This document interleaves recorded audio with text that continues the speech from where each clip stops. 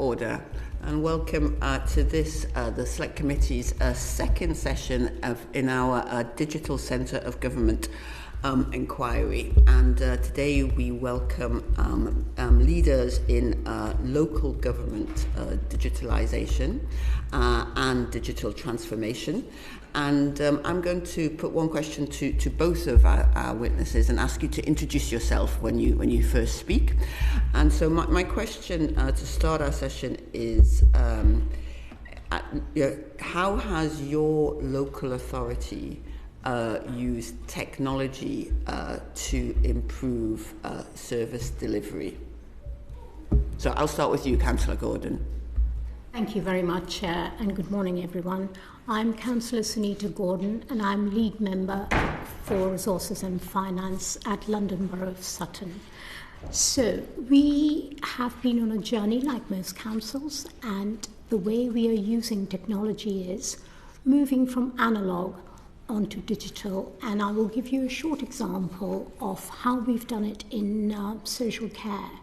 So aging population is something we are all very much aware of, and this is our intention is to keep people at home as long as they can live independently. So with that in mind, we have created tech-enabled tools. So basically, if I call it just a sensor that measures, so we agree with the resident and we put this sensor in their home. They can have 2 or 3 sensors that learns about the person's behaviour. How frequently do they get up? Do they make tea every 3 hours, every 2 hours, etc.? And it learns that pattern. That pattern is then recorded with the agency, who monitors it 24/7 that they're okay. So any day that they don't tend to get up, say after 2 hours, it's 3 hours, it automatically sends a little alert. And the alert means somebody can then contact them, the first responder, and if they have fallen down or something has happened, then we have people on the ground who can go and see them and help them get on with their day. So thank you, Chair. I'll hand over to Phil if he would like to add something. Thank you, Councillor. So I'm Phil Rumens. I'm Digital Services Manager at West Berkshire Council.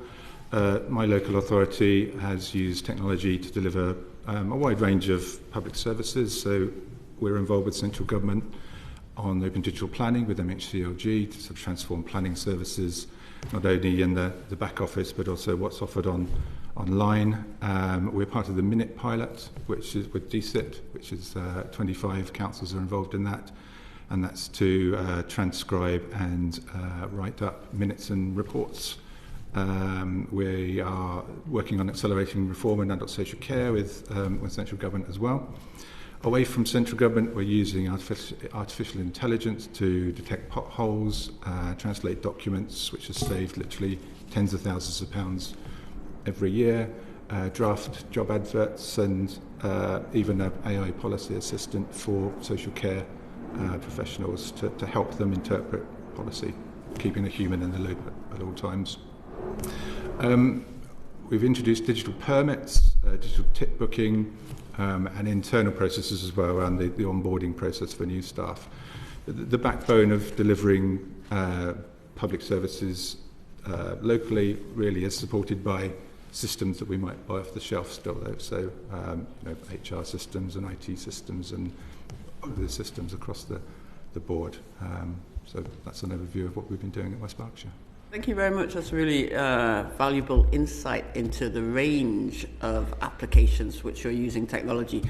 Social care, potholes, writing of minutes, and the in-house development versus as well as buying in technological solutions. Can I just ask you each to say a little bit about sort of the development process for the technology application? So what kind of, how you build in safeguards, for example, around user data, and in the social care application there, the data of the social care, vulnerable people must be well safeguarded, and how you decide, how you evaluate the success or otherwise of these new tools.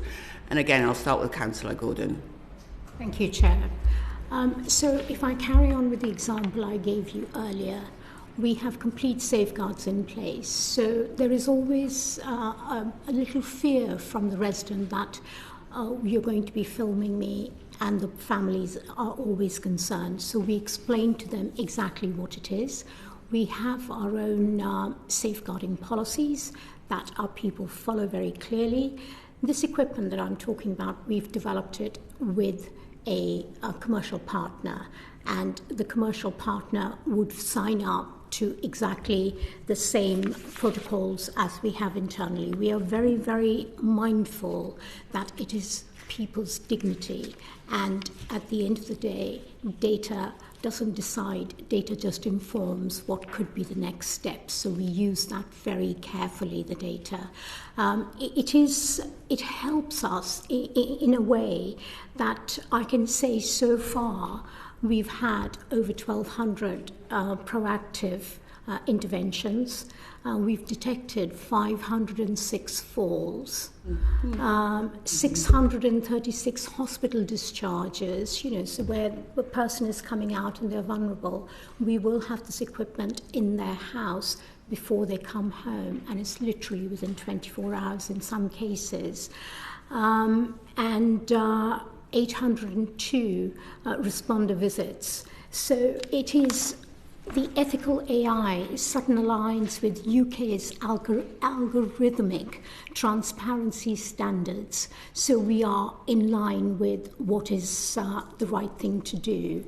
And the AI that's used, it's just learning, it's not watching.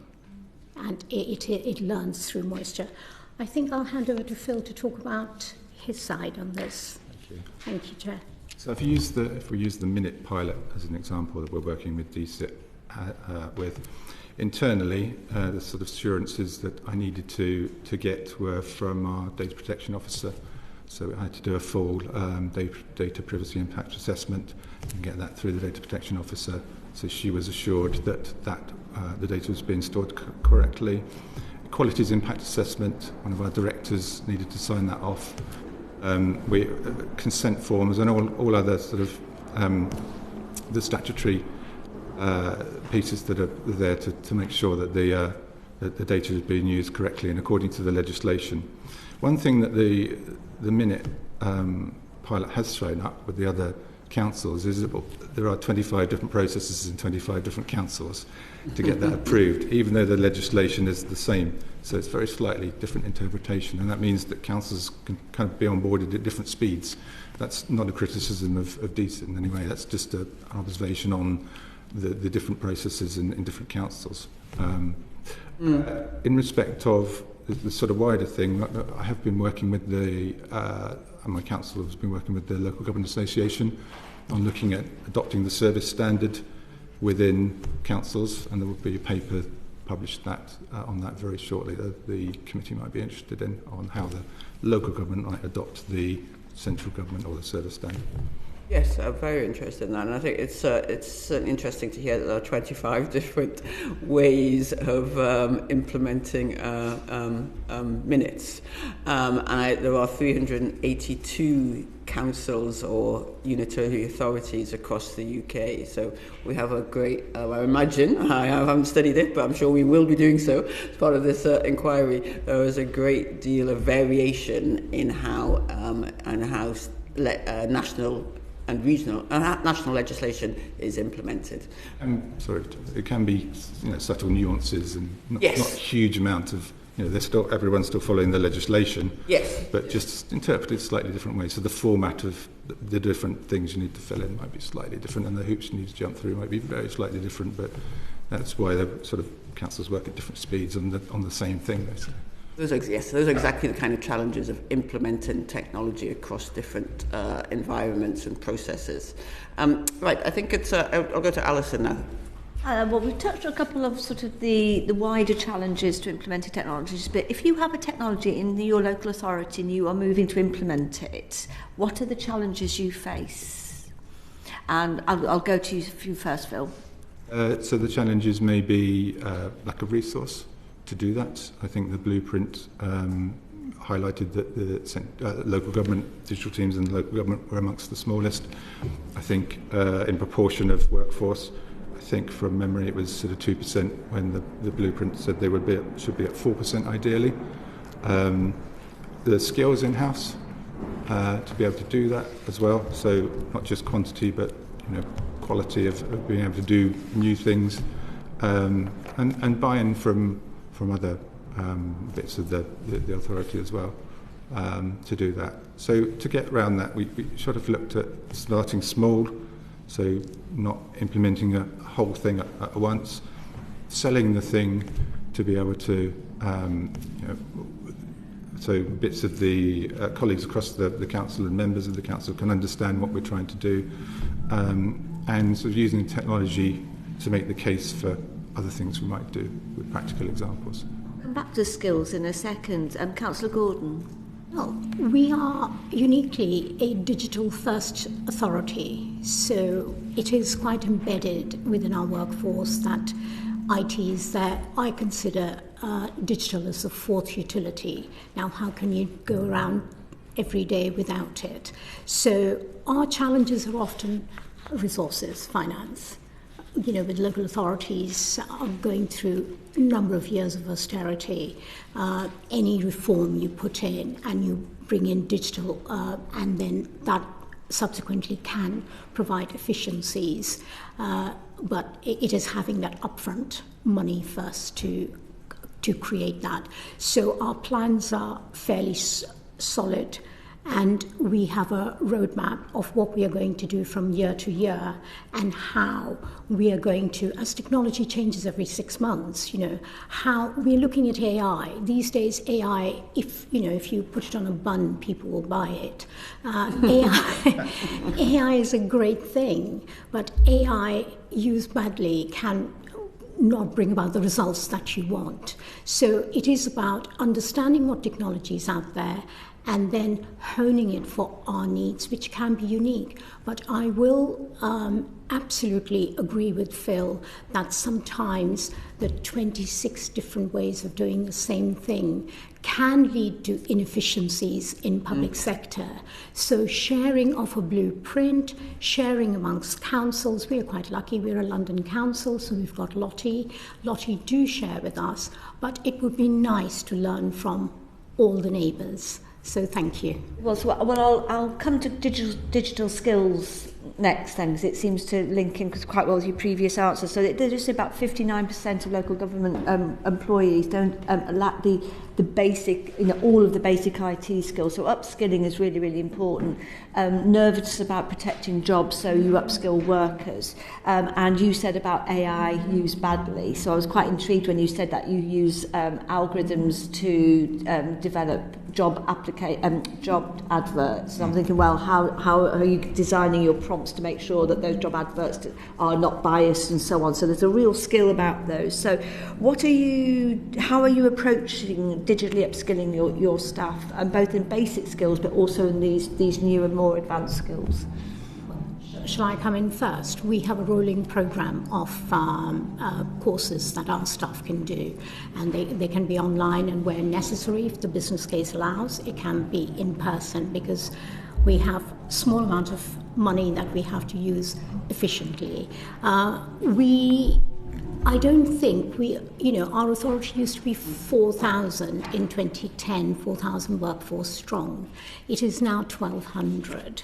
So you can imagine the churn has meant that the people who are still working are very agile and they're open to learning. So we don't use algorithmic sort of job ads.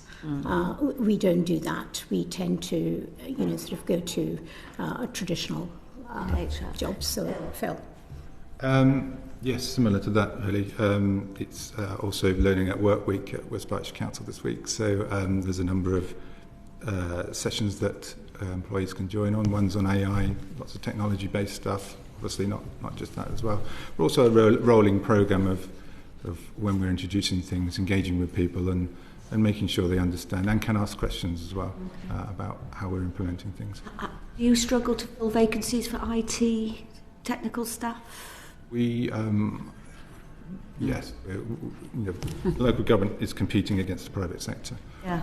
I think we all know that perhaps not speaking about my council specifically, but speaking generally, the pay in the public sector, specifically local government, is less than the private sector. That's a real challenge to implement. And finally, and there's a lot of attention built on the citizen experience, the shiny user interfaces for engaging, but a lot of these developments can be built on very shaky foundational technology and software and hardware systems, and you've got some legacy systems. How are you facing the challenges of those legacy systems that provide real weaknesses for cyber attack and various other types of failures? So what challenges are you doing dealing with those? Do you want to start? Yeah, okay. Yeah, so we obviously there are programs from central government and funding as well to help with that. We've adopted some of that in West Berkshire, and other councils will do as well. I think legacy systems are a big problem in moving away, not just from a security point of view, but from a data point of view, and just how do we move from those sort of old clunky outdated systems to do things differently and in a new and innovative way. It can be a real problem, but perhaps not from a security point of view, I don't think. Okay, and Councillor Gordon? From our point, this is before the pandemic, we managed to move all of our legacy systems. There was sort of servers on site which are going on cloud now. As we speak, the transition is happening, but before the pandemic, we were absolutely set with people being able to access their work if they weren't in the office, so to speak. So there was less of a reliance on that. We've spent, being a digital first authority, Sutton has spent a lot of money in making sure that we do live up to that standard. If I can use a word, and that is, most of our systems are in, we are a Google authority, I would say. So everything is in the cloud. I can work anywhere, I can access anywhere, anything. So, but if I do need a modern desktop, I have logins that I can do that. Yes. No matter how much money you spend, there will always be something that gets phased out. Technology doubles and triples itself in every 6 months. So it is, for me, technology can be seen like maintaining a very large garden. You get one bed in order and weeds are growing 3 beds down. So it's a constant churn, and money is always the key in all of this. I love the gardening analogy. Thank you. Thanks very much, Alison. Kit? Pursuing the theme that you mentioned about central government, what assistance and involvement do you have with GDS? And is there are you participating in this sprint to kind of get you involved? Not a huge amount at the moment. I mean, Phil, Rumens, could you just speak into the mic a bit more, because I can do it. Not a huge amount at the moment. We have been involved with, I personally have been involved with hundreds of officers in Theo Blackwell's sprint. I know he probably knows most of the service stations around England at the moment, right? As well as doing online as well. We have been involved in that, and I know he's putting together his proposals around that. So councils have been, not just my own, but other councils as well, have been very involved in that sprint, if that's the sprint you're talking about. Yeah. But other than that, not much from GDS? No, not a huge amount. I mean, it's only really recently that, I don't want to be too rude about them, but GDS have discovered that local government is a thing, and health is a thing as well, NHS partners as well.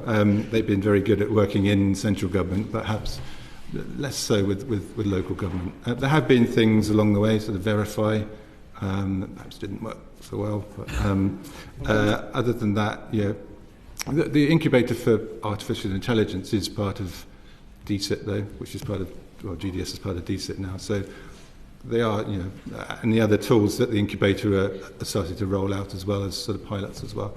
There is a realisation that local government actually is a thing, and we deliver hundreds of services to people locally.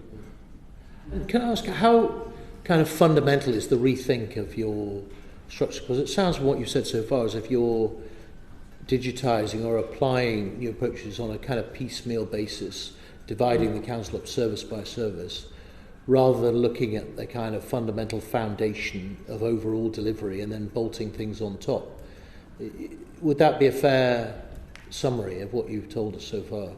I think it, if you remember, I said starting small and moving up from there. So take the AI policy assistant, for example. We rolled that out in adult social care, but we're now looking to see how we can use that across the council for perhaps planning or HR policies for staff. The other things around sort of permits and booking things, we've rolled that out across the council, so not just sort of booking at your local household waste recycling centre, but booking events, doing that electronically, and I think 95% of those are done online. Okay. So I just picked out sort of specific examples, but we are doing those widely across the council. Right. And so, just if I may, final question, just a slightly self-interested one. If, for example, on your recycling centres, you digitise, so, for example, at Newtown Road, you don't have to have a person standing on the gate with an iPad and a thing charging me £9 a time as a Hampshire resident to go to your tip, which is the closest one to my house. Will I get the saving, or will you? One comment on that, unfortunately. That would be down to the finance. Down to the finance function. £9. All my residents are wincing at the moment. It's either that or a 25-mile round trip to Andover. Yeah, be down to the waste management team and the finance function. I'm sure you'll get the benefit one way or another, whether it's direct or through through the bills. But it's good to hear that digitalisation is helping you in your waste disposal. Thank you. Help to keep the council tax bills down. Yes. I don't benefit from that because I'm not a resident. They're just over the board, you see, which is why we have to pay £9 to go to the tip. West Berkshire residents get it for free. You're lucky we don't even let Torbay residents into the tip. We've uncovered a can of worms.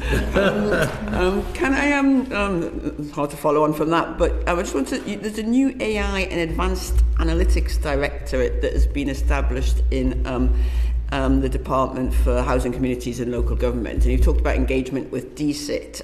This directorate is focused on data standards, data mobility, some very relevant areas. Have you engaged with that at all?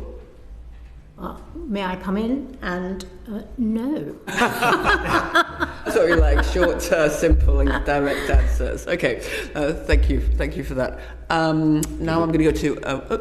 Give a short answer, which is yes. Oh yes, you have engaged with them. Yes, just an initial conversation with them as well. I think they are still sort of looking at with the sort of future plans in mind and the blueprint in mind, looking at what might happen. But yes, we've engaged with them. Yeah. Great, thanks very much. Martin, can I come to you next? Thank you, Chair. May I draw attention to my register of interests as I remain I haven't managed to get rid of my last councillorship, so I'm still on district council, and digital transformation is one of the things that I was looking after within that council. So we came from, this is Teignbridge District Council, we came from a background of relatively siloed services and systems purchased by those services. I'm interested in how you're tackling integration between services so you can have common payment for car park permits or for other bits and pieces or those sorts of services. Are you looking towards what sort of tools will help you towards integration as you move through your legacy systems and are looking at procurement of new systems?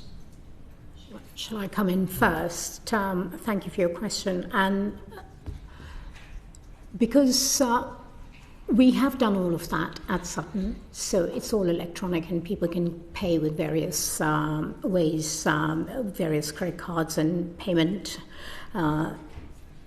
sort of bits that they have.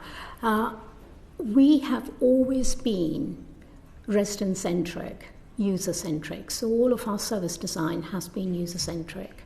So we put the person in the middle and see what they want. So looking at how I behave in a commercial world, I want that replicated at the council. It shouldn't be something antiquated and different. If I can pay with whatever credit card or PayPal or whatever I'm using, council should be able to do the same. And that is the road we've gone down. And I can say I'm sure we have some legacy systems. I'm looking at one of my officers, but we are sure, we know where they are and the purpose that they're serving, but they're not stopping innovation in the council for us. So. I think your question asked what would help as well, and one of the things identified in the blueprint was common data standards and taxonomies, because that tends to be the issue, getting data out from one to the other system when you're updating something, or even getting systems to talk to each other. So that would be something that would really help. Specifically with payments there, of course, there's GovPay, but I know some councils do struggle to adopt that. So some specific help around that. And of course, one login as well. Councils can't use one login at the moment. Being able to use that within council services to provide that common identity across different council and central government services would be really useful as well, I think.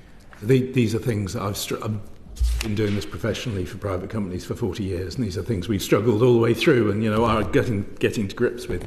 What sort of things, we talk data structure and taxonomies, which is nice in terminology.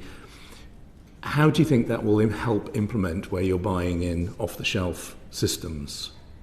Is this something you will be putting into your requirements, and what do you need to be able to do that? I think it will help because it makes it much easier to share data and move from one system to another. If every time there was a new piece of legislation, alongside that there was the data standards and taxonomies defined with that, then it becomes a lot easier. And it's a lot easier for sort of innovators who are building new, more sort of agile technology to come along, and councils and I guess everyone to use that, because you're sort of not locked into the older vendor's product by not being able to get the data out. Obviously APIs as well are a huge thing there. So even if you are using it and you still want to sort of maintain that legacy product, being able to get that data out and use it securely in other ways would be really useful as well. Can I just come in there and say on the API side of things, if you look at social care market and if you see amount of money we spend as local authorities in social care, the percentage of budget each authority has, I think everyone is in a similar situation. That market has got a monopoly or a duopoly. That stops innovation. And API plays a great role in that, because we cannot get the data out to run AI learning on it, to understand how our residents are behaving and at what point, what intervention, so it enables us to plan going forward. We can't do any of that. Delighted you recognise the importance of APIs. Do you think the standards for these should be defined by individual councils, by the LGA, by central government? Not by individual councils, no, because from my example with Minute, we'd end up 25 different specifications for 25 different councils. So yes, it could be by the LGA, could be by central government, GDS or MHCOG or whoever really, but certainly centrally. And that's the way I'd look to do it.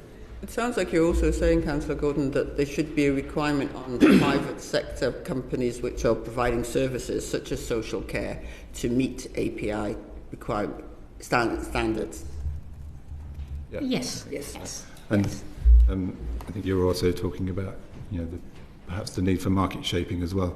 Yeah. There are, if you think about local government as customers, in England there are only 300. And I think it's 317, is it now? Local authorities. 382, I think, but it's good. Across the UK. Yeah. And in some cases, there's only a couple of vendors, for example, who may sell a council tax system, because it's a very, very niche market, isn't it? Potential of 382 customers. There aren't that many. But what that does is, you, as you said, you do get a duopoly, and in not all areas, in some areas. And I would sort of point to the work around open digital planning to sort of get around that and move things forward that MHCLG are working on. Great. Thank you. And just finally, we've got one, well, actually, minus a minute, but you have any brief advice to your digital leaders? If you have any brief advice to offer colleagues in local government on digital transformation? One sentence each. Share your innovation. Let others learn from each other. Peer learning. Great. Look at what works already, open digital planning and networks that I'm part of, Local Gov Digital, but use local government reorganisation, that hasn't been touched on here, as an opportunity to do things different and better. Thank you. That's very, very useful. Oh, thank you very much, Councillor Gordon and Phil Rumens, for sharing your experience and insights. Order. Order.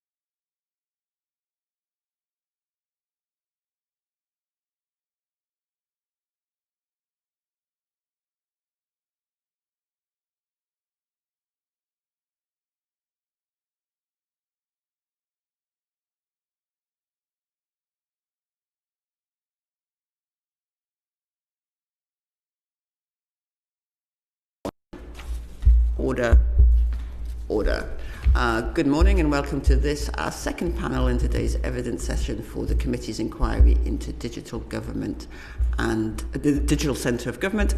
I'm going to ask John to kick off this session. Thank you, Chair. Welcome both. To start with, it would be helpful if you could set out for the committee what you see as the benefits of digital ID can offer to citizens, businesses and public bodies. Julie, if we start with you first.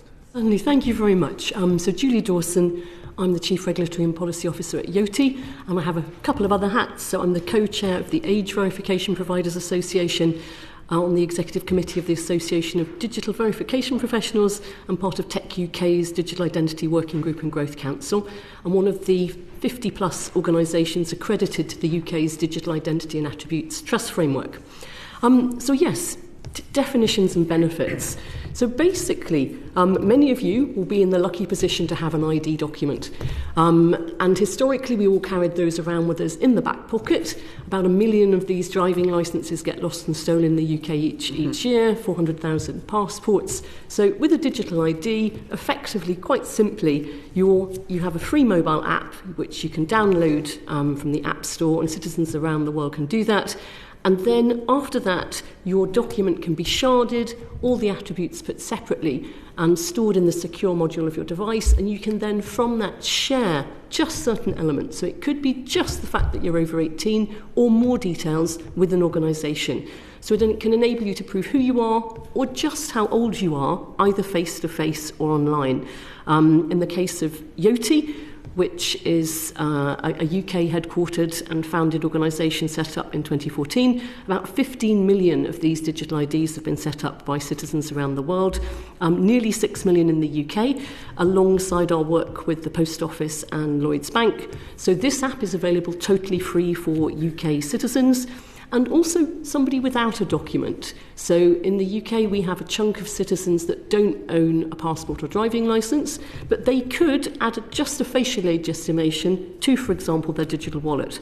But in short, it's basically allowing you, once you've set it up, not to keep having to fill in long forms. You can prove either who you are or just how old you are many, many times. So it allows for this selective disclosure.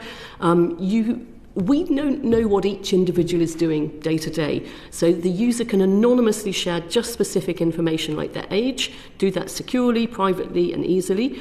So all in all, it's part of this whole approach to having a privacy-preserving way of proving your identity and enabling people's lives to be simpler. And then for businesses on the flip side, they can accept these attributes. So it could be just your age or your ID details and know that this is a verified customer in seconds. So that would be a sort of quick summary of some of the areas. And just in terms of numbers, if you look over the last 6 years since 2019, 1 in 6 18-year-olds in the UK will have used a digital wallet from Yoti to get their child trust fund money. You might remember that scheme. About 25% of all 18 to 22-year-olds have set up one of these digital IDs. And when we offer this, for example, for right-to-work checks, 1 in 3 adults complete the online DBS ID check, and 1 in 4 do a right-to-work ID check. And that's using either, it could be the Post Office Easy ID, Yoti or Lloyds Bank, which are all interoperable as part of Connect ID. And now we're at, I think it's 5.6 is the exact figure at the moment for these 3 wallets set up by Yoti. And all of these are certified to the Digital Identity and Attributes Trust Framework, where the initial use cases were this areas, right to work, right to rent and DBS. And we hope in the future more supplementary schemes around home buying, know your customer checks, anti-money laundering, and maybe further in age. Thank you, Julie. Andrew? Yeah, good morning. I'm Andrew Chevis. I'm Chief Executive of CitizenCard, proof of age scheme set up 26 years ago by George Howarth, who was then the MP for Knowsley and also the Home Office Minister, at a time when it was clear that people needed to prove their age because the new government was getting serious about shops selling age-restricted goods, particularly alcohol and gambling and tobacco, not selling those products to children. And CitizenCard is, to this day, a non-profit company owned by organisations involved in the retail or manufacture of age-restricted goods. 26 years ago we were relevant, and 26 years later I'd suggest that in this impending digital age we're just as relevant. Why is that? Because a lot of people will want to, already are, taking advantage of digital identity products such as Julie's, but people also want the reassurance of something that they can hold in their hand or keep in their purse or wallet. Something like 10 million people in Britain don't have a passport, they don't have a driving licence. And I'm sure the committee is absolutely committed to ensuring that however we go forward as a country digitally, we're as inclusive as possible for everyone. We surveyed around 9,000 of our cardholders earlier this year in March, and we asked them and said that the government would be enabling you to use your phone to prove your age by Christmas, to buy alcohol in a pub or a bar or in a shop. Would you welcome digital ID? Now, just over half said yes, they would want to have both digital ID and physical ID. But interestingly, 32% of our physical cardholders said they would not want digital ID. Worth exploring, therefore, what the possible roadblocks are to that. And I think it speaks of the fact that while the digital future in every aspect of our lives is great for many of us, I, like you, perhaps use my phone whenever possible to pay for things. I use my Apple Wallet, as others might use their Google Wallet, for everything, to earn my Nectar points or to show my boarding pass when getting on a plane. But a lot of people in our population are not especially digital. Vouchsafe, which is sorry. We'll come on to digital inclusion. Yeah. So, thank you. Vouchsafe said that 9% of households in Britain, Vouchsafe is an organisation that verifies people who have no ID whatsoever, and their figures suggest that 9% of households struggle to afford a mobile phone. 10 million don't have a passport or driving licence. And if you're older, if you're less well off, if you don't speak English as your first language, if you have a physical or mental impairment, all those categories of persons are less likely to be able to access digital ID or even to have use of a phone, which of course is a prerequisite for that. Thank you, Andrew. Thank you both. Can you, just following on from that, obviously you've set out some of the particular advantages for both of your organisations, but digital ID and ID in general. Can you describe what your organisations offer and why you've entered into a partnership?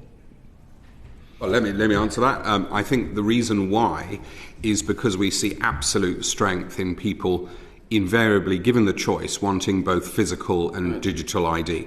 The government themselves accept that because having launched the gov.uk wallet with the promise of a mobile driving licence, a mobile passport, they've also in the same breath made clear that we will need to retain our physical driving licences and physical passports. So our partnership, the partnership that exists today between CitizenCard and Yoti, which is long established, is precisely about maximising the benefit to citizens. All the advantages that Julie set out in having a reusable digital identity, where it's possible to use that, and also having the backup of a trusted physical document, and indeed being able to use a physical document to create your digital identity.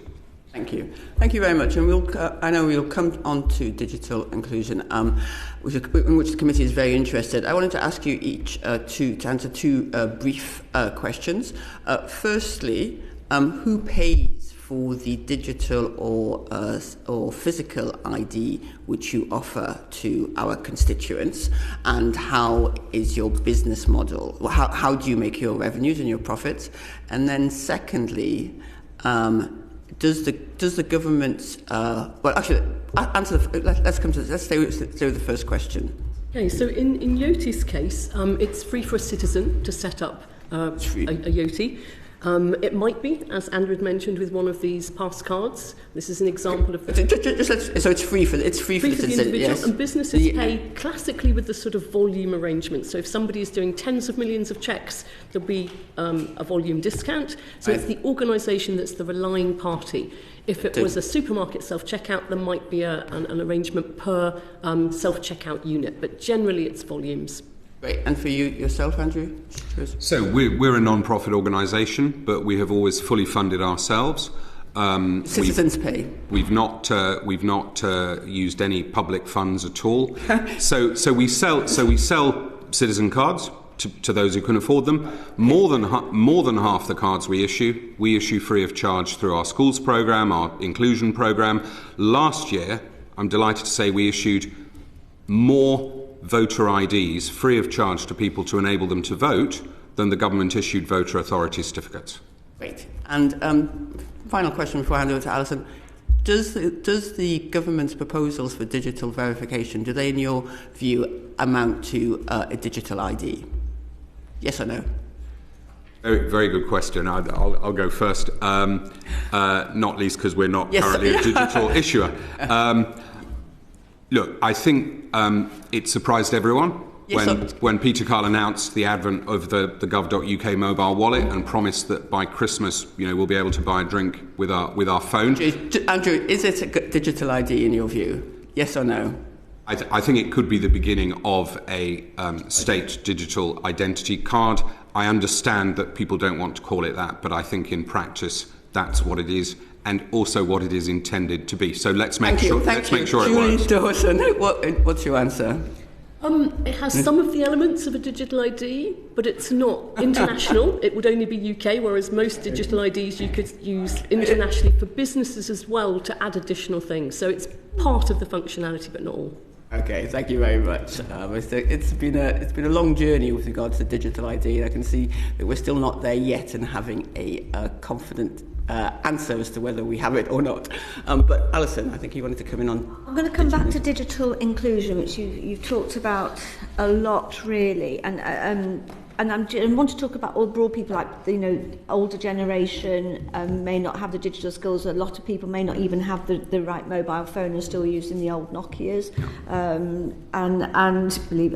But there's other issues with accessibility. For example, with disabled people, some disabled people might have accessibility issues. So you talked about blockers, and now some people are resistant to the digital skills. So how do you ensure that the citizens who lack digital skills, but potentially be able to afford the technology to do that as well, so it's not just about skills, are not disadvantaged by the increased use of digital ID? So Andrew first and then Julie. Oh, I should mention that I once worked for as a consultant for Yoti on their algorithm. So I should have mentioned that right at the start. My apologies. Yes, Andrew. I think two ways of ensuring inclusion in the way the government's going with the gov.uk digital ID wallet or whatever we want to call it.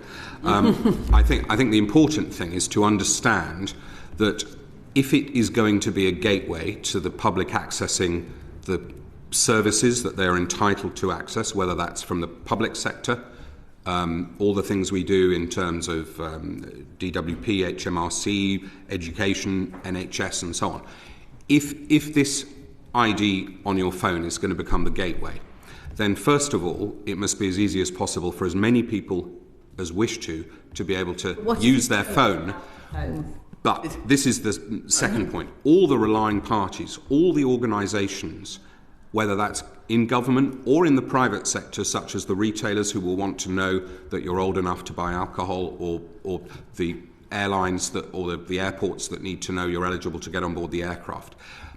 All the use cases for the digital ID must also have, and this will need to be embedded in the legislation, there must always be a non-digital option, a requirement for all parts of government to accept digital ID, and that can be made super easy and user-friendly, but there must be a non-digital backstop. That's why it's so important that physical ID documents are not only continued and retained, and what we mustn't do is transition away from physical to digital. I think we've got the message, Andrew. It's linked back that you can't get paper documents. Sometimes it's quite hard to even get the paper documents nowadays without having access to it online. So you're in a catch-22 situation. Julie? Yes, so we look at this from quite a few angles. So one is the documents angle, and some people don't have them or don't feel comfortable using them. And that's why with age, we also allow a facial age estimation to be used within an app. Obviously, that does require you to have a device. Apart from, for example, we also offer the facial age estimation integrated into supermarket self-checkout, so that at the self-checkout, the facial age estimation can be undertaken without somebody needing to own or even have set up any app at all on the age front. We also work, for example, in our partnership with the Post Office for in-branch verification, where people do have documents but need support to go there in person and to go through the process supported by staff. And we do work with it's the WCAG, so it's the guidelines around accessibility to look at things like screen readers and improvements for people with different disabilities. But absolutely, the reusable app is on a mobile phone, and it historically required a document of some sort, which could be a citizen card for somebody that wants a lower cost option. But also now we enable the facial age estimation. In the future, you could have other credentials, maybe through a GCSE, or that you've given blood, or that you have a what 3 words, where you sleep at night. So there could be other credentials added over time to that wallet that could show your proof of existence in a different way than we've had previously. Causing mayhem in the committee, you mentioned an example, we've been talking about digital ID cards or digital wallets and stuff, but you just mentioned some examples where somebody could go into a supermarket, have their right age verified, and that's not a digital identity card, that's digital ID in another framework. So do you agree that if I was to go into a supermarket and I did not want to be identified. I wasn't, and I know your algorithm and I understand about trust and so on and so forth, but an ordinary person wouldn't go, well, I don't want to have that facial recognition because I'm not sure what you're doing with it. I must have an alternative way to go and do my digital verification, my age verification. Do you agree with that? I agree you need to have an alternate route. The trials that the Home Office did in 2022 showed that 99% of people did prefer to use the facial age estimation, which just does detect it's a live face, does the analysis and deletes the image, and has no unique recognition. And there was some very basic materials that explain that. And we do see that when people are offered the choice of different options, over 85% for age pick the facial age estimation versus other options of, for example, scanning a code and sharing just their over 18 from a reusable app. Okay, thanks very much. I think we have to move on. Thanks very much for that. I think, John, you wanted to come back. Yes, I did. Really interesting. Can the proposed sort of the gov.uk, and which you've obviously mentioned, Andrew, sort of wallet and the sort of private identity wallets, do you think they can coexist, or do you think there's tensions? Do you have any concerns about how they're going to work together, or? So we do think there's some good positives with that the government is serious about digital transformation and that they're looking at the benefits for citizens. I think there are quite a few, if you picked at it like a Venn diagram, there are some elements that you would clearly think would be in the public sector. And that might be one side of the Venn diagram, and it might be, for instance, logging into government services. I would think there would be clearly areas at the other side of the Venn diagram where you might think that's clearly in the private sector. And at the moment, it's not really clear what's in the middle of the Venn diagram, and if the government area is looking to spread from that purely central access to government services through to the areas that had been in the sort of the remit of the private sector. So this is where the industry is really concerned to look at what is that reach. Could this be basically a de facto government monopoly? Because they're not clear what those boundaries are. And does the DIATF, the Digital Identity and Attributes Trust Framework, which was really set up with some very clear principles around transparency and fairness, is there any separation between the public, if you're accredited to the Digital Identity and Attributes Trust Framework, should a citizen really have the choice of where they use that? So at the moment for Companies House, they do not have that choice. Right. But I think we're clear of the concerns that you have, in particular. Chairman, can I just add one point? Very briefly. Yes, just to say that I think one of the advantages of ensuring that there are the private sector DIATF digital wallets alongside the government wallet is that will do more than anything to illustrate that there is commitment to transparency and privacy. And given that, depending on how the government wallet proceeds, that may or may not start a backlash around concern over state identity programme, ensuring that there is a level playing field and that there is a plurality of choice for consumers, I think will do more than anything to demolish the argument that this is an attempt by the state to, through our phones, track what we're all up to. Thank you very much. Steve. Thank you, Chair. I just want to talk about the risk of data breaches from this. So, from having these types of IDs. So, could you set out for me, please, certainly from a digital sort of perspective and ID, how do you safeguard people's data? What experiences have you had about organisations, actors outside trying to access this data? We've had several hacking successful hacking attempts over the last couple of weeks, big retail brands, for example. So, can you give clarity and certainty to your users that their data is safe with you? Absolutely, thank you. Yes, it's a very important question. We were obviously founded in 2014, and since that time we have built a comprehensive privacy infrastructure and security infrastructure with regulatory compliance to, there's lots of acronyms here, but specific security accreditations that are required at banking and government level. One is called SOC 2 Type 2.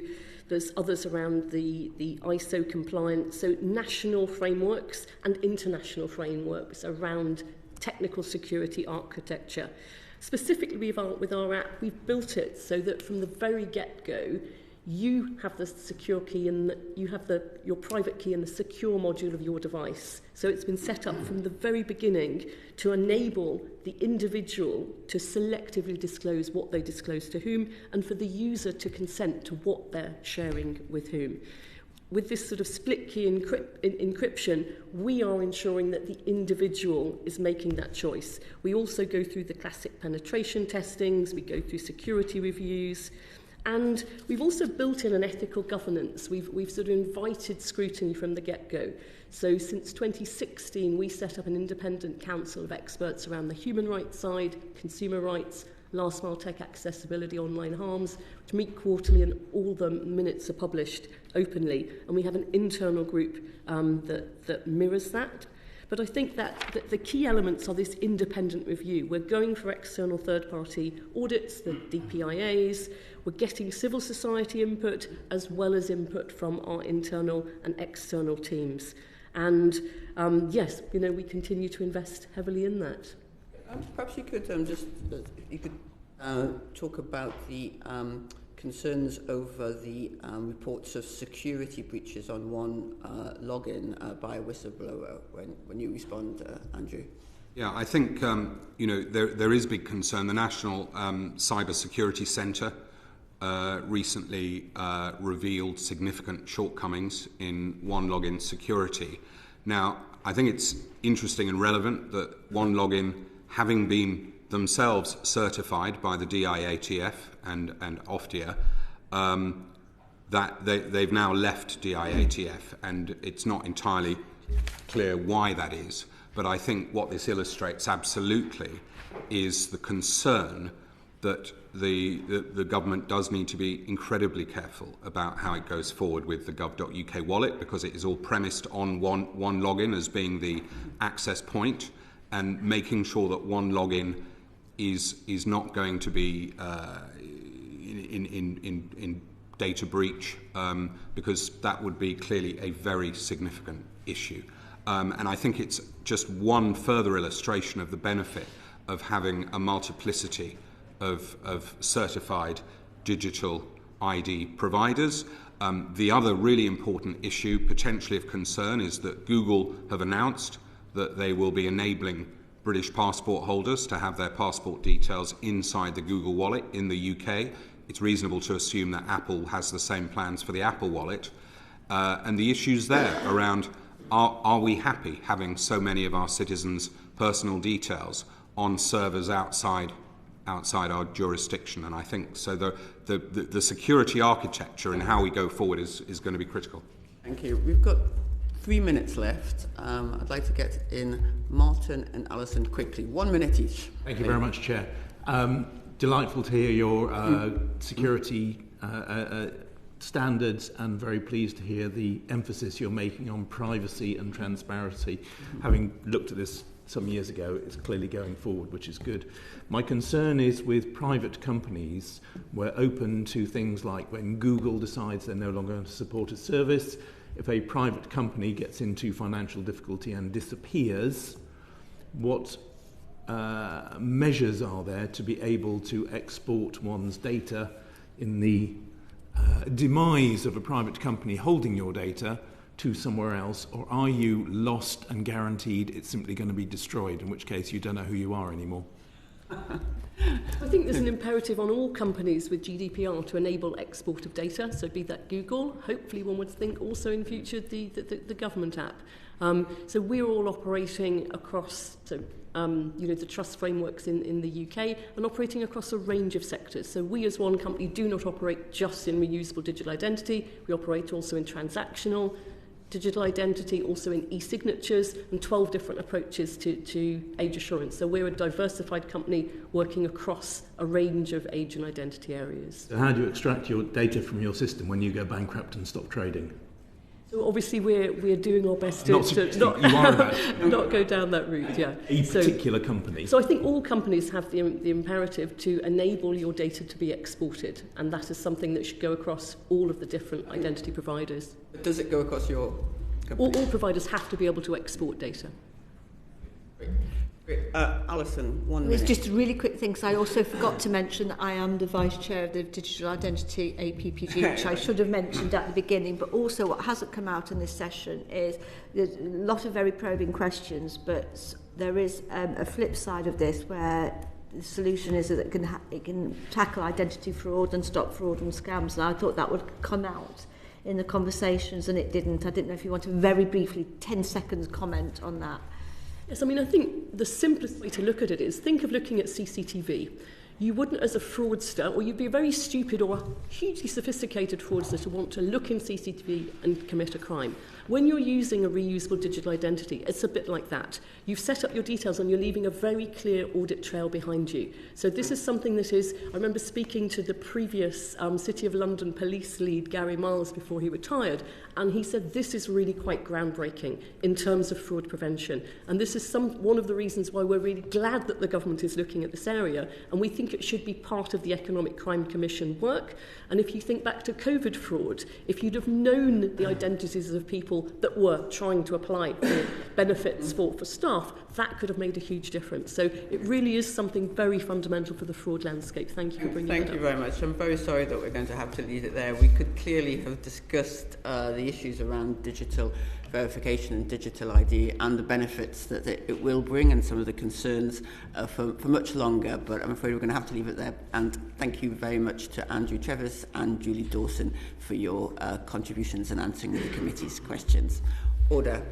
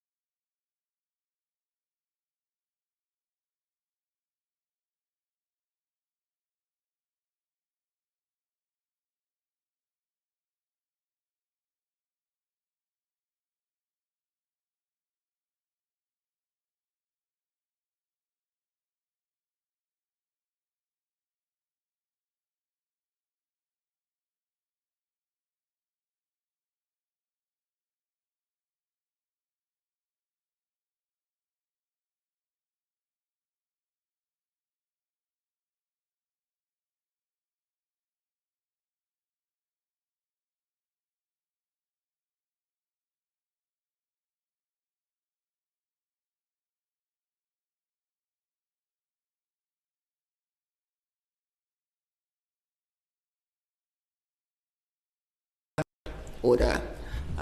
Good morning and welcome to this, our third and final panel in today's session on our Digital Centre of Government inquiry. And for this panel, we are very pleased, indeed honoured, to be joined by the Right Honourable Sir Iain Duncan Smith, MP. Who was responsible, the Government Secretary of State in the rollout of universal credit. Now, Iain, the delivery of benefits is obviously a critical function of government and critical to so many people's lives. When you became Secretary of State, what role did you see technology, digital transformation, playing in delivering universal credit? Well, the first thing was that we had to, or I had to, persuade the government that instead of just going through the processes of individually looking at each benefit in the usual form they wanted to reduce spending, instead of just doing that, we had an opportunity to radically transform the way that we deliver benefit that actually will help get people into work rather than just look at salami slicing benefits, which seems to be had a perennial problem for governments. So be proactive. And I had worked on this at the Centre for Social Justice for some time. We'd come forward with the idea. I wrote about it many years before, but this time at the CSJ we had a whole team looking at it. And so when I entered the government, we already had a significant paper on what needed to be done. So you could argue from the very word go, I knew that we would need technology at the heart of this, because bringing them together was a technological exercise. It couldn't just be done by paper. It just simply wouldn't work. And the existing legacy benefits were all mostly paper-driven. There was some online stuff. The thing we found, for example, in areas like Job Seekers Allowance was that people could go online, but frankly it was one of the worst online processes you'd imagine. So when people went onto it, it took them ages to find what they wanted, to make any claims.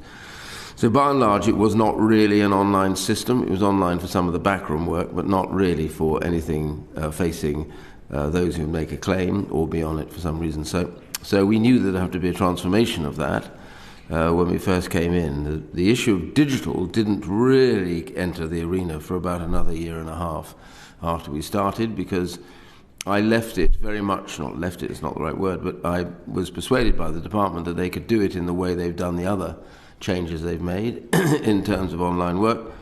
And so I watched what they were doing, and well, it's another story as to why I shifted and changed it to digital.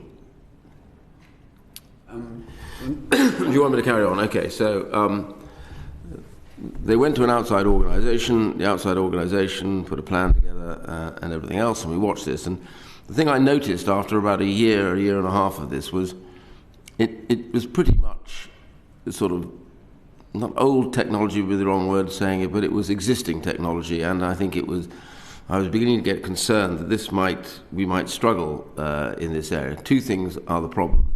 Number one, if you're running a system where you've never had open access to benefits before, it's always been a claim would be made, it would be processed, and then at some point somebody would decide, and then they would notify you of that. You didn't have the direct access to make the claim, you had to submit it or do so in the presence of an advisor.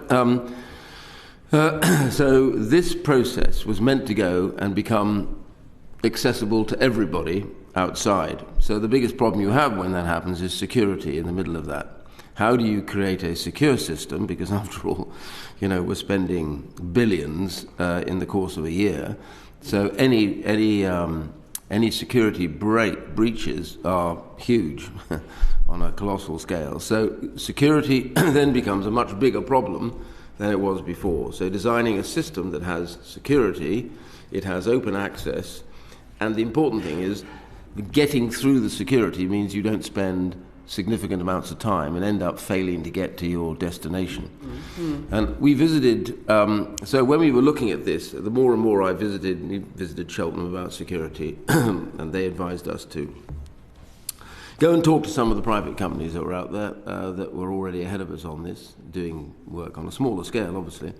So we went to talk to one or two of them about what they did, and we could see for a private company which has access, they are very much driven by the time it takes for the would-be client to get to the end point for their decision-making, because too much delay in that for security reasons means they disappear.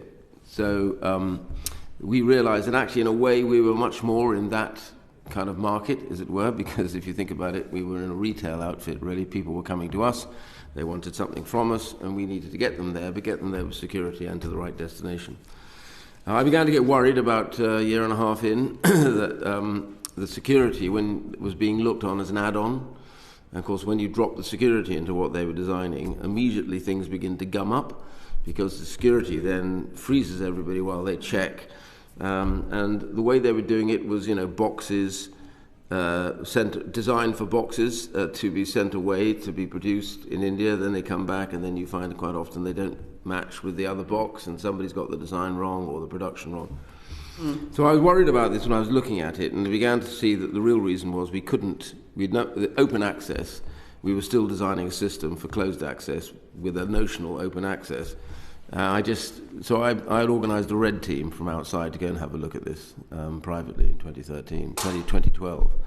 And they came back and said, this isn't going to be achievable the way they're designing it right now, because it's old technology.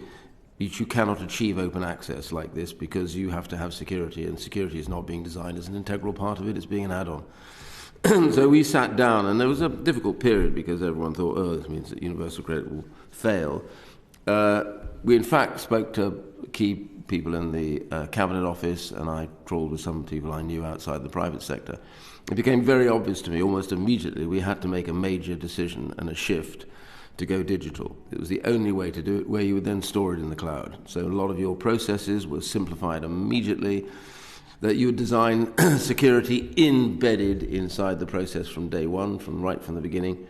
And the only way you can do all of that and get the would-be client, as it were, the claimant, to their end destination with an end result in a reasonable amount of time. You know, the private sector, like 2 minutes.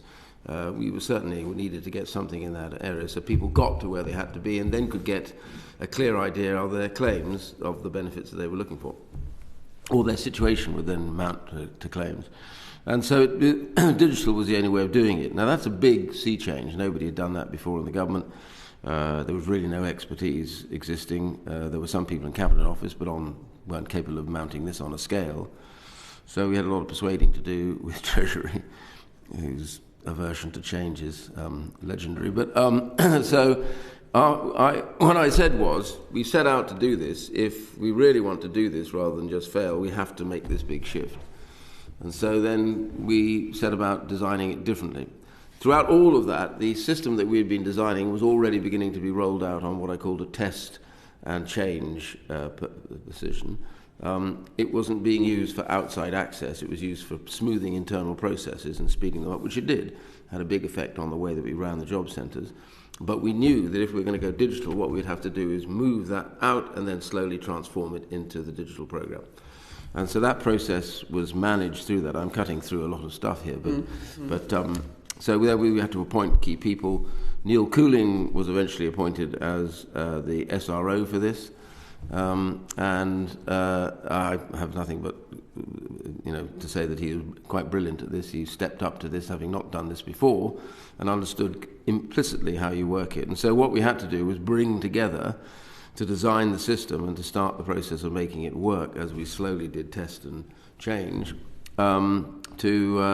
to get as many digital engineers as we possibly could, because this was on a scale that nobody in the world had done. I mean, this is the biggest digital rollout anywhere. So we were actually having to make the rules rather than go and find any. I think we hired about 100 digital engineers. I think we pretty much soaked up every digital engineer in the UK. And I'm afraid we had to break the salary caps that were in existence in government at that time for a very simple reason. It's an either or. You have to pay the people that have got the expertise, or you just don't have the expertise. So we did, and managed to do all that. And then I'll just say to you, I'm sure you want to ask other questions, but the point is that the key thing to this was to understand that then we had to sit them all in the same room. So we had the digital engineers and all those who basically are responsible for process, running the job centres, etc., who understood how that works, practicality. They would sit opposite each other while the digital engineers were working up the software side of it. What we needed always to understand is where were the challenges, because if we did everything as software change, then it could really change a lot and make a big problem. So what we needed to see was where we had to make the changes to make the quickest responsibility. And so what they used to do is they'd have a huge board up. I visited them. You had security in the next door room. So the security issue was being designed at the same time which is critical. And the way that you do it is you start your process. And so somebody within either what I call the DWP side or the digital engineer side hits a problem. You don't wait, put it into an envelope and send it to somebody or email them. What you do is you go and you write the problem on a post-it note, you stick it on the wall, special wall up on the side. And they would say, I've got a problem, here's my problem, give me a shout. If it was a software engineer, they might say, I could do this, but it's very complex, I don't know if I have to, is any other way around it. People would get their coffee, they would walk along and they'd read the board. It's very simple, you'd go along and you go, oh, wait a minute, I know how I can do that. You go along and speak to the digital engineer and say, you don't have to make the change, we can make a process change. So we don't need to make it a software change. Much easier, we can do it very quickly, and that will match you. So what happens is all the time you've got this energy moving back and forwards as you design the system. There's not one bit doing software and another bit doing, the job centres. They were absolutely together. And that helped speed the process up. It is, in fact, how everybody does it now. Well, yeah, so I was thinking that sounded like a sort of pathfinder for the way in which good digital transformation takes place now. That's really great insights, Iain. Thank you very much. I know people do want to ask questions. I think, Steve, you had a question. Great, thank you. You set out what the challenges were and how the department and others sort of got to start to fix those. Why do you think the challenges occurred in the first place? What were the main sort of reasons, root causes of where you ended up where it ended up going wrong? Well, I think the main problem is that there's always been a tendency, this is not a major criticism, it's just an observation. I'd been involved early on in technology when I helped bring a publishing company into CD-ROMs. It may seem like we were the first either side of the Atlantic to use CD-ROMs. It was a publishing company, so you could get Boolean searches, and for the first time it changed the nature of our production. So even then you have to learn what you have to do, and the thing that I observed is that there was a tendency to say, well, we'll do this in-house. So what we'll do is we'll do it the way we've always done any of the technology stuff. And I just arrived and I didn't want to go, no, I don't agree with that. I thought, well, let's see what they're actually designing. It was later on, as I said, that I began to get a serious sense that this was not going to work. And then my red team said categorically not. And security was the problem in all of that. It wasn't being designed as an open access system. They were actually designing a system with a bolt-on open access, which doesn't work. So that's really where my concerns came. But I just thought, look, I was talking to a bunch of digital engineers, and they just said, there's only one way to do this on a scale that you want, and it's got to be digital, where all your storage is sort of in the cloud, as it were, and you don't have to build boxes and boxes of stuff. What you have is a software process that works interactively, and that's really where I said I got busy in 2012, 2013, trying to get them to design this, which we did, and it meant changes inside the department. It meant a change of the way we think about things dramatically, I have to say to them. It's one thing they're brilliant at, is they stepped up. There was no question about it. They didn't moan or complain. They got on with it. We brought in, as I said, over 100 digital engineers into the department. So a whole culture shift took place. That culture is still there now, which makes it a very flexible department in many senses. UC allows them to make really big choices. If you think about COVID, they took on 1.5 million people in about 2.5 weeks onto benefits. You could not have done that with the legacy system. It would have crashed. And they did it without ever having to have a face-to-face with anybody, because they could do it online. And that was the point. So the end product of it was tested at COVID, and it showed that even though it wasn't completely rolled out, we still had other benefits to bring in.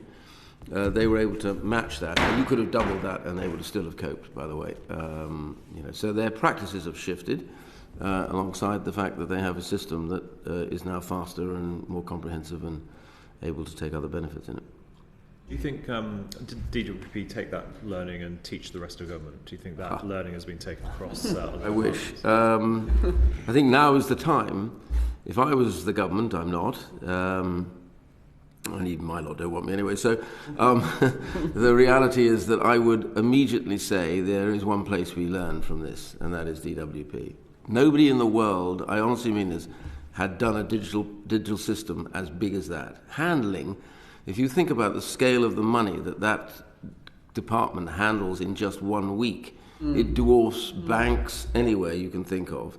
So to get this wrong was a real problem for them. So they've had to deal with the most, pressing problems that you can imagine. And as they've gone, they've learnt and got better and better at it.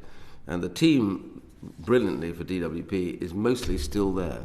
And the key man, of course, is the SRO at the moment, Neil Cooling, who's written a very good paper on lessons learned, which I suggest that I ask him if he'll circulate it to you. But basically, anywhere in government now should be knocking on their door. In fact, government should basically be designing the process around what happened there. Thank you. Final question. Okay, sorry. Would you have expected a Secretary of State to have such an in-depth and sort of hands-on approach to an IT program? Obviously, universal credit, you've highly bought into and had very, very strong views on. But that level of engagement in the IT programme? Would you have expected that as Secretary of State? I wouldn't. I'm not saying that I was technically the one that did it. I understand. The key thing, I think, if there's a lesson to be learnt in politics, is to say that you need, as a minister or as even a Secretary of State, you take full responsibility for what goes right and goes wrong in your department. The trouble is, if you're in and out in 6 months, 9 months, or whatever, at a department like that, there's no chance of you ever getting down to the nitty-gritty. I was there 6 years, which meant that I was able to see this from its birth as an idea and fight for all the things that were necessary to be needed, because I understood it. You know, you'd sit there all weekend, I'd be reading papers on were they up to the point, did they deliver this on time, write scribble notes, why haven't they there, they had a week to go, chase them, get onto it. You cannot for one moment let any of this slip on the basis that somehow if they don't deliver you can get rid of them. It's too late by then, you've collapsed the system. So literally, the ministers have to be, hands-on on this. You don't have to be an expert, but you need to know about programme management, and that's the key bit that I've mentioned already to the chair here, that the civil service needs to treat programme managers as real vital assets, and it's the real time now for the civil service to think again, because the one thing we found was we didn't have that programme management expertise that was needed. Now we do, now they do in DWP because of what they've learnt on this, but generally, the process in civil services up to the top, become permanent secretary, that's your great out, wonderful. If you're a programme manager, you're worth more, because if it goes wrong on a programme, everything crashes, and I think you should value them and be prepared to pay them even more if necessary than permanent secretaries, because they're far more valuable than anybody you can imagine. We'll put that to the civil service. Alison. Well, it does link to what you just said, and I'll slip in a very quick question with the indulgence of the chair, but sorry about that. But you said about programme managers, whenever you roll out a big system, there is always something that doesn't quite work. It didn't work. It wasn't fantastic. So if you were to do all of this again, what would you do differently? Well, the first is the trouble was we were on the cusp of the digital revolution. So in a way, if I was to try and do it again, I would immediately go to the digital solution. You wouldn't waste time with the older way of doing it. The challenge to us was designing for the first time a system that was completely accessible externally. Anyone can produce a system that you can speed up processes internally. You can do that, not necessarily going digital. That's what they were doing. What they thought was, I think, at the beginning, you can do this and then add the accessibility. The problem with when you add accessibility from outside, you also need security, which is your critical problem, which is where the whole thing in the original iteration began to fail, was because it just, as soon as you added the security in, it could take people ages to even make their way through, the system. So it has to be an integral part that is light touch but does secure. So you have to design the security in with the digital. So knowing now what I know then, I would immediately talk about that straight away. That's really useful, and linked a little bit to what you've just said. A principle of good design of any software system or digital transformation is to engage with those impacted by that technology and have that participatory design approach. So did you engage with citizens who would have to use this, and did you get their feedback? We came up with a really better way of doing things during the course in the early years, which was we really didn't know how people would react to this, what would happen. And so we came up with test and learn. Test and learn is now how things are done in DWP. So you want to roll a change out nowadays, you do the same. So what they would do is you would take the original system to begin with, as it was, and we'd roll it out in an area, a limited area, and then see how the public react to that, and what problems come up that you might not have anticipated. So in other words, instead of assuming straight away you know what this is going to this to that, and then you roll it out, and then it goes crash. The NHS system was a good example of that. What you do is you roll it out to a small section, and then wait and see what they teach you about its failings and your misunderstanding of what their claims would look like. And so that's the bit that's gone all the way through this. right into the digital program in exactly the same way. And people say, well, it took longer than you anticipated. Yeah, because what we realized was the mistake of almost every other program change that's taken place in technology in government, and often in private sector, there's no uniqueness about failure in government, was the assumptions that you make. And those assumptions don't turn out to be what humans look like when you hit them. And the problems then are you're going back scrabbling to change something which doesn't have the flexibility to change. So test and learn has made the system constantly be able to be flexed, because you were always having to make those changes. That's why the digital was so much better, because you could make those changes quickly between the two sides. Thank you. And that's what participatory design principles are meant to help try and do. Thank you, Chair. Thank you very much, Alison. Now, George. Thank you, Chair. Sir Iain, thank you for your testimony. And for the record, I think this is completely key as the new government sets about harnessing AI and digital transformation for productivity. And I really hope the insights from this we can share more widely. That's right. And for colleagues who weren't here in Parliament then, I mean, the universal credit, I remember having had the potential to be the biggest government car crash, a massive reform of the most vulnerable in our society, and it wasn't. I think it was one of the big successes in terms of machinery of government of the last government. So Iain, I wanted to ask what your observations really on machinery of government. At the moment, the digital technology revolution is headquartered really out of DCIT, because it's the AI department. As the former Minister for AI and the Science and the Research, I'm not sure that the Science Research Sponsoring Department is necessarily the natural headquarters for the change of government. And I'd be interested in your observations as a veteran of these things over the years. How does one drive this kind of pretty basic but vital learning through what you might call client departments, the departments like DWP and Health? So I launched the Digital Health Programme in 2010 in a Department of Health that didn't recognise digital health as a thing. And so your observations on the machinery of government, and I've got a couple of supplementaries, if I may, just on skills as well, but any thoughts on how the new government should be driving this through? Well, I think my assumption was always that you would need to headquarter this at the Cabinet Office. Not for any particular reason other than that you need to have very close access to Prime Minister, so your department head, yes, but you also need to constantly be able to inform Downing Street and the Treasury to a degree, well, to a lot actually, but about what is happening, why it's happening.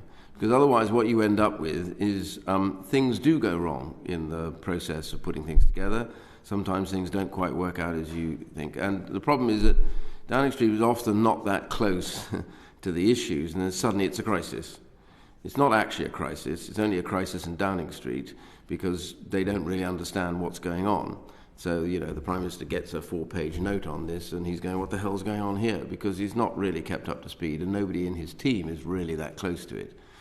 So it's always important, whilst you may headquarter it, as it were, in, say, the Cabinet Office or DCIT, the Cabinet Office A, because it's a bit closer to the centre of government, but it doesn't really matter, providing that Downing Street and the key decision makers, you know, of the Treasury and of Downing Street are kept abreast, and that there are people in those I call them departments really, that are actually understand what is going on in the department that is making this change, so that there is a constant flow of information and understanding, not because you want to sort of criticise it, but you just want to know where do we need to put more resource, what is the problem, so it doesn't always end up what we call the crisis discussion at the cabinet table, which, you know, is debilitating, frankly. Yeah, thank you. And can I ask about digital skills in the civil service? Because one has come across in 15 years some brilliant people in the government digital service, in the Cabinet Office, but equally officials who are driving, to your point, really serious, major change programmes without the skills of delivering change programmes or digital programmes.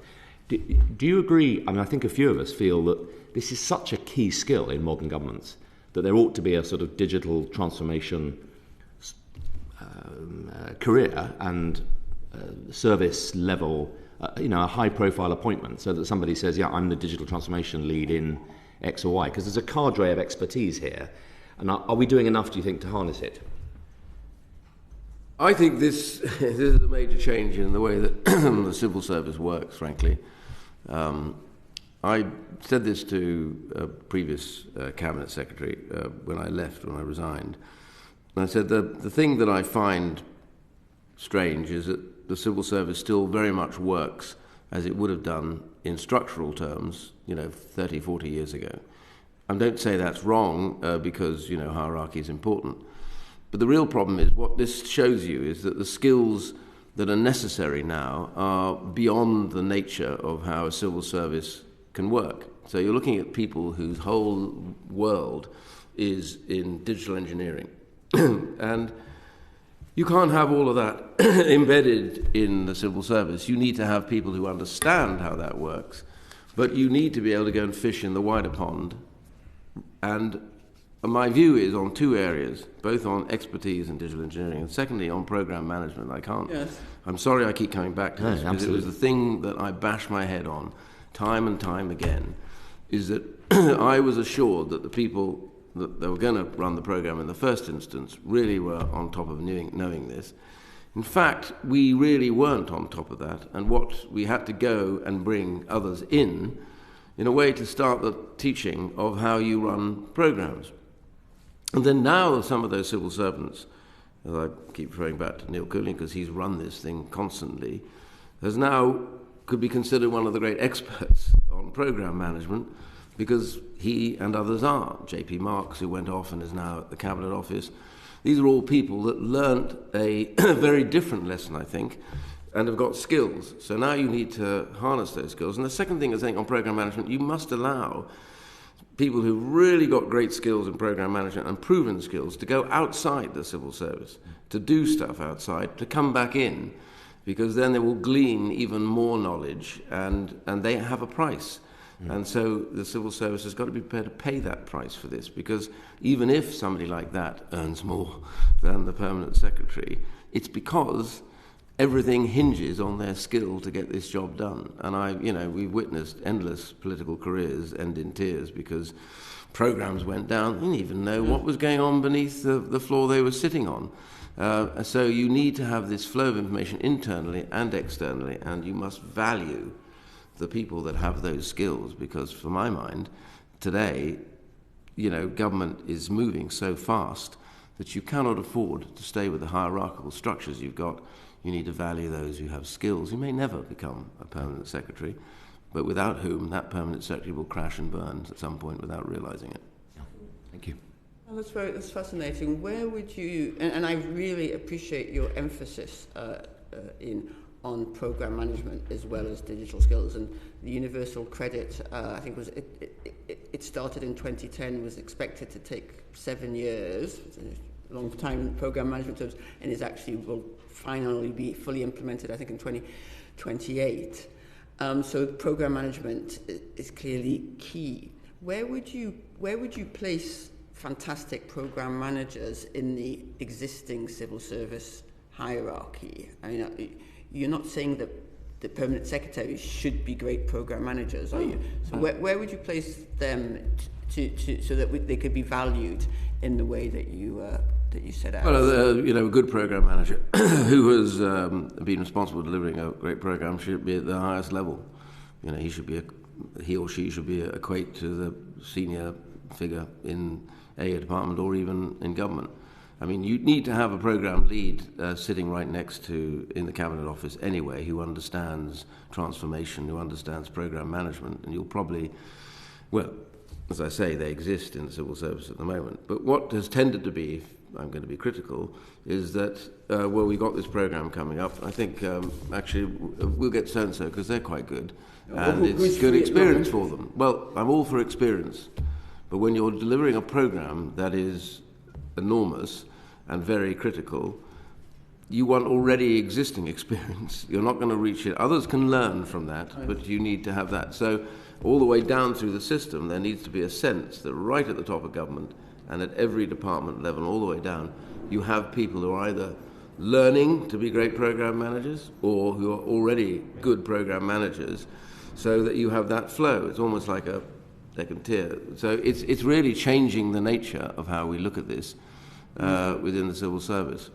Thank you. And I think one of the things we can do is to write to the government and to ask where their programme management skills for the digital transformation are going to come from. Can I just ask a supplementary on your point about the skills exchange briefly? Do you support the idea of some sort of exchange secondment programme at some level in the senior civil service so that people can, I don't know, spend a month, a year out in the client industry sector that they're with, and vice versa, to try and build a greater understanding of the private-public operating systems? Yeah, as I come back to the point I made earlier, though, government and civil service, I'm not criticising them because programmes fail.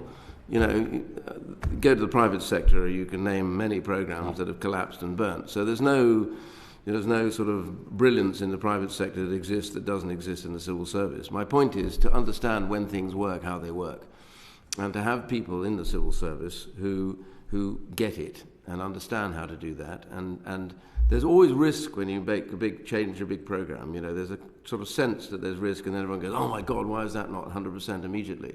And that is also rank stupidity.